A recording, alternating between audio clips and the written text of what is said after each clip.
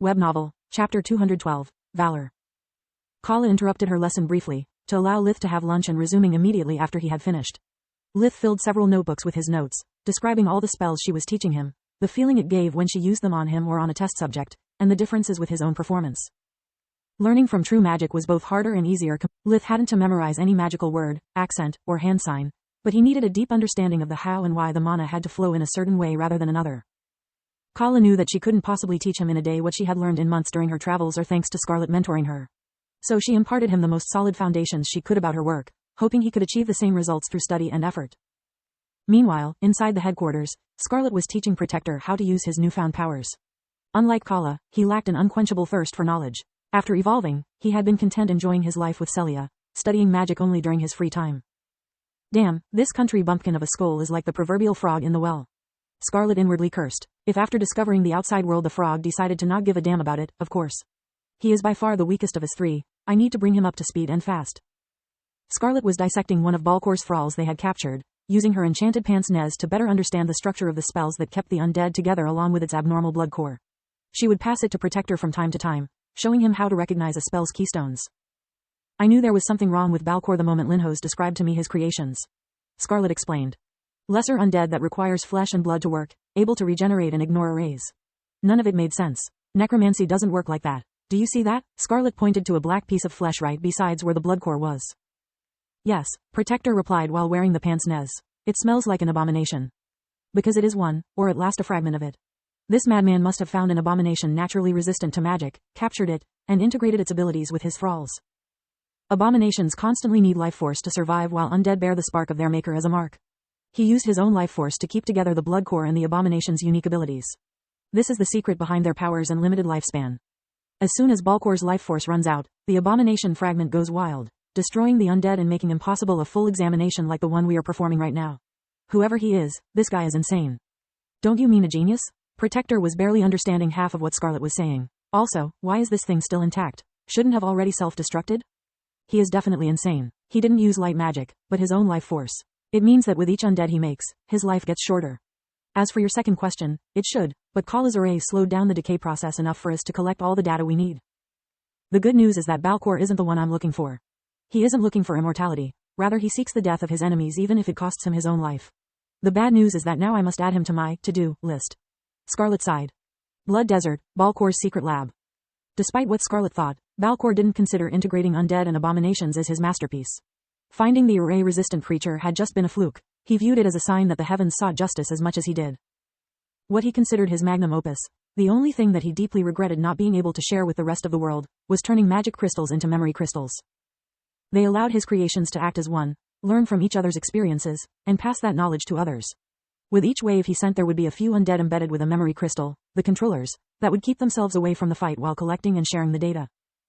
Without the memory crystals, he would have never managed to give his thralls a hive mind, nor to be so successful in his endeavor. The first wave had been composed of crawlers, whose purpose was testing the defenders' reaction speed and teamwork. He had never expected the Crystal and Earth Griffin's headmasters to be so stupid to hold themselves up in a confined space, making the number advantage overwhelming and letting themselves get butchered right off the bat. The Tox Spitters of the second wave were supposed to do the heavy lifting, weakening the defense forces during the 2 following nights and making them reveal their aces in the hole. Alas, the remaining 4 academies had foiled his plans by aligning themselves with the beasts. It was still the second act, yet Balcor was already forced to employ his strongest soldiers, the Valors.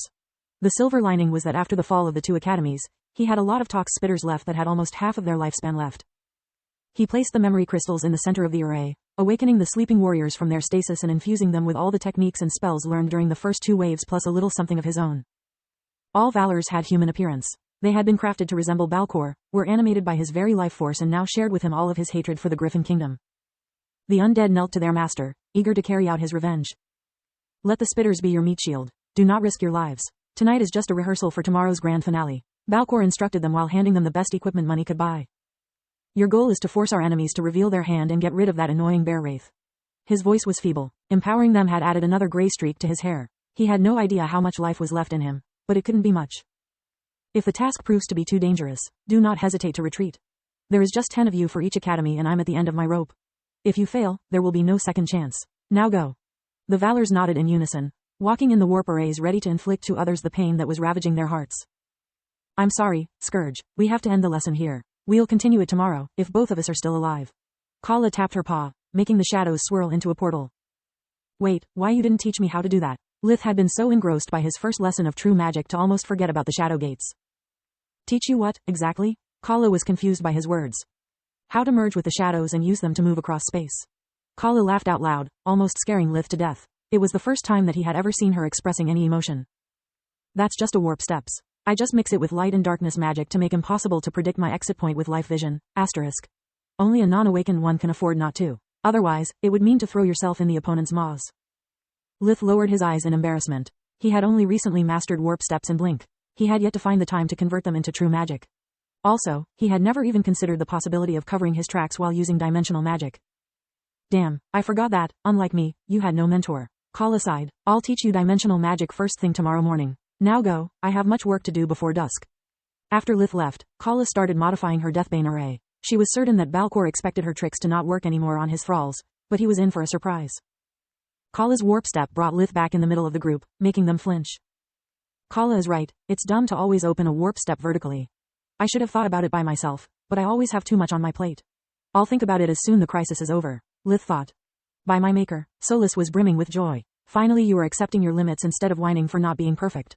Today is a red letter day for you. She wasn't even being sarcastic, which made her remark even more annoying. Where the heck have you been all day? Uriel grabbed Lith by the shoulders, shaking him like a maraca.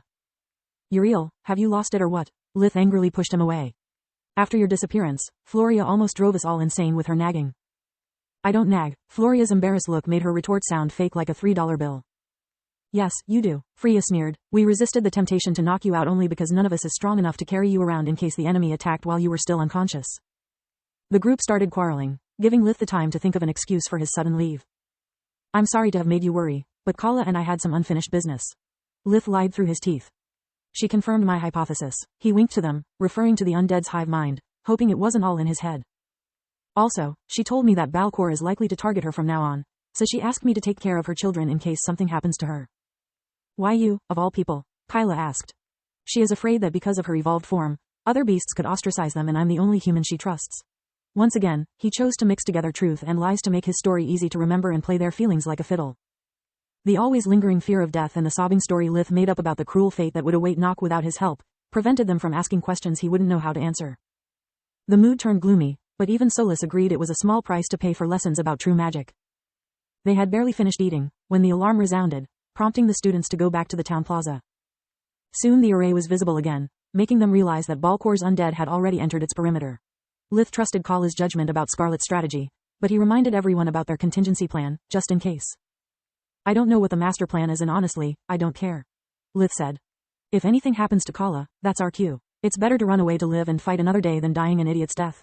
Everyone nodded, agreeing with the plan. The seconds turned into minutes, but nothing happened. This time, instead of simply swarming the place, the Tox spitters slowly marched into the town under the Valor's supervision. Back in his lab, Balcor was amazed discovering that despite the modifications he had applied to his creatures, the array was back to full force. Yet it was within his calculations. The Valors had the spitters positioning themselves in the key points of the array, before forcing them to self-detonate. Kala's Deathbane array crumbled, plunging the town into darkness. Back at full strength, the undead attacked with unparalleled vigor, easily cutting through the enemy lines. Without support from the array, beasts and professors quickly found themselves on the back foot. A single spitter was nothing compared to their strength, but they were outnumbered over 10-1 and every wound they suffered required specialized medical attention. Rise my legions, Kala roared, calling forth his undead army once again. 2 Valors approached her, moving so fast that none of the lesser undead at her command could react quickly enough to even slow them down. Filthy beast, your time has come, said the first Valor. Filthy beast, your time is now. They both unsheathed their swords, moving in unison. The Valors attacked her at the same time from opposite directions, leaving Kala no chance to defend herself. 2 deep wounds opened on Kala's front shoulder and her back. Kala laughed bitterly, admitting her defeat. If she stayed, she would definitely die. Even if created with fake magic, those creatures were greater undead. Kala had only recently become an awakened one. She was still too weak to fight them and control her army at the same time. If she left, her army would crumble, leaving her allies without any hope of victory. Whatever choice she made, without her guidance, the lesser undead she had reanimated would attack indiscriminately, friend or foes. Well played, creatures. Kala's tone was sad, but devoid of despair. You have destroyed my array and turned my carefully prepared army into a liability in one fell swoop.